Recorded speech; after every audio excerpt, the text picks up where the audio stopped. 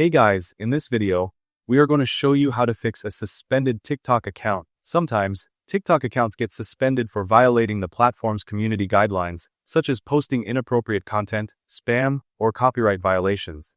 In other cases, accounts may be temporarily suspended due to system errors or unusual activity, even if you haven't broken any rules. If your account is suspended, you can follow these steps to check the issue, understand the reason, and try to restore access. First, open the TikTok application on your mobile device. Then, tap on your profile icon at the bottom right corner to go to your profile. Next, tap on the three lines in the top right corner to open the menu.